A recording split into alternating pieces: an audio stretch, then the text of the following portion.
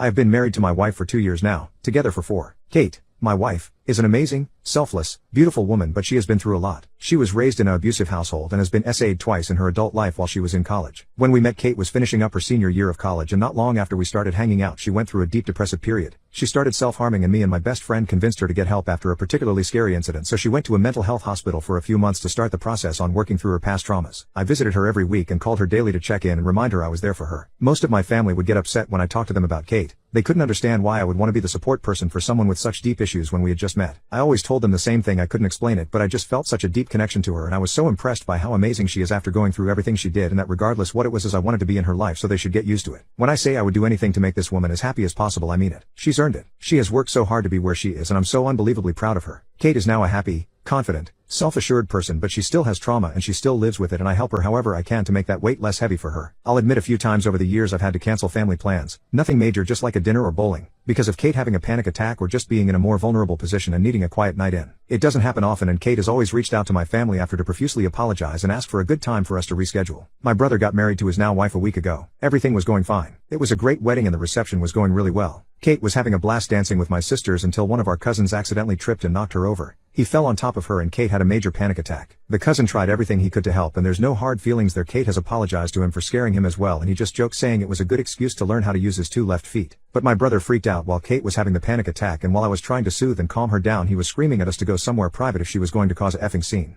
Kate was crying hysterically and completely reliving one of the worst moments of her life, and he was yelling at her. I was so mad, but I had to calm Kate down, so I picked her up and carried her to a quiet room and stayed with her until she was okay. She felt so bad and kept saying over and over again that she ruins everything and apologizing. I told her that what he did was unacceptable and that it wouldn't have been a big scene if he didn't make it one. Also tell you that Kate is currently 5 months pregnant with twin girls, which may or may not have fueled some emotions during this event. She can't control her panic attacks, but he can control his outbursts, and he made it way worse for her. I was still really pissed at him, but I told Kate that I would go and talk it out with him, so that's what I attempted to do. Him and his wife were both really angry that she couldn't make it to another room before having a breakdown. I tried to take a few deep breaths and explain that she can't hold in a flashback, they just happen, and that she hasn't had a serious panic attack in over a year, so it's normal for them to be more intense. I asked them to put themselves in her shoes and how upset they would be if someone was going to hurt them, and they were terrified, and instead of helping I yelled and berated them for being afraid. My brother said that that's different because that would be them in a real situation, and this was all a fragment of my wife's issues. But this was real. What she went through happened to her, and during her flashbacks they feel just as real as that event, so it is the same thing. I said as much, and that they aren't being fair to someone who has always gone above and beyond to be nice to them even on her hardest days. One of my sisters said that my brother was being a jerk and to stop being a drama queen. My brother then blew up again and got in my face and said if I hadn't married a delusional girl who got effed up and broken by some other guys, his wedding wouldn't have been ruined. I lost it.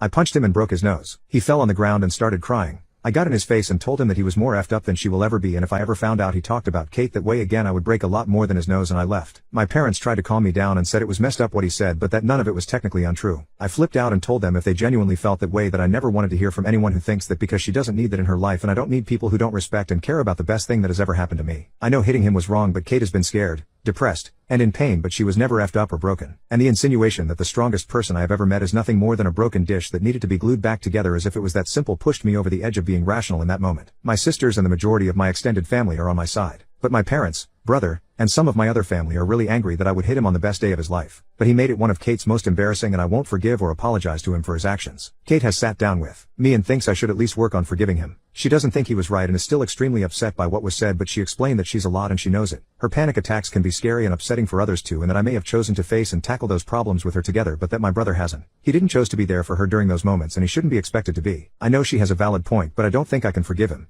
And I definitely don't think I can apologize to him for the situation. I just don't think I can. Update: I have written a letter. Kate told me handwriting things out can help process. To my brother, his wife, and my parents. The gist of the letters is explaining how I felt about the situation and about Kate. I did apologize for acting out in physically violent manner, but not for the emotions that were behind the punch, just the act of actually throwing it. I told them that I love them, but I love Kate more, and to be in our lives that she needed a sincere apology and effort on their part to be understanding of her traumas and struggles, and I offered them to come to a group therapy session with us, completely paid for by us. I don't think they have to help her carry her trauma the way I can, but I do expect them to at the very least understand and be empathetic. But until they agree to actually show effort toward accepting and loving every part of her, I'm not interested in mending anything. My sisters are all pissed and not talking to them either, and they are being huge supports for Kate right now, and I love them so much for it. What my family shows us to do is now on them, and while I'm still upset regardless of the outcome, I still have the love of my life and I'm at peace with that. We will both be talking to our therapist individually and together to help best address the feelings involved in this situation for both of us.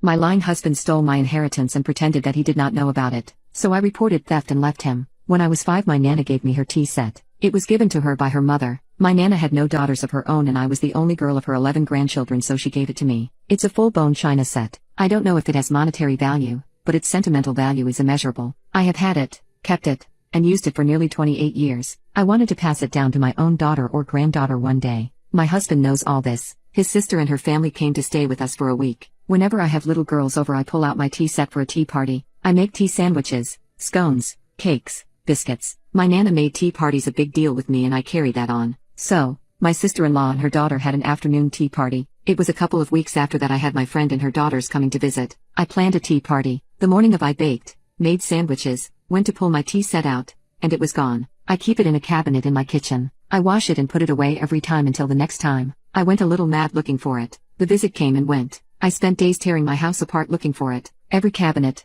drawer, cupboard, and the whole house was turned inside out. My husband even helped me. He was insistent that it couldn't have grown feet and walked away on its own. That's what gets to me. He knew damn well where it was, but he pretended that I had misplaced it. He knew how upset I was and tried to comfort me with promises to buy me a new set. As though a new set could replace my Nana's. I've been looking at the value of tea sets. Let's say the teapot alone is worth over $100,000. As some are. There are some that sell for millions. If the teapot on its own is $100,000, what would a complete set in good condition be worth? For me, my entire set is priceless whether it's valued at $10 or $100,000. It's irreplaceable. A few weeks later he came home with a cheap, thin-looking set that he bought at Walmart or something. I threw it in the bin. Call me ungrateful if you want, I don't care. I was ungrateful. Something you treasure, something of great sentimental value given to you by your long-dead Nana cannot be replaced no matter how much, or little in this case, the replacement cost. Then I heard my husband on the phone. I heard him say that when we visit, to put it away and tell Melly not to mention it because I'm still upset about it. He didn't say the words tea set, but I knew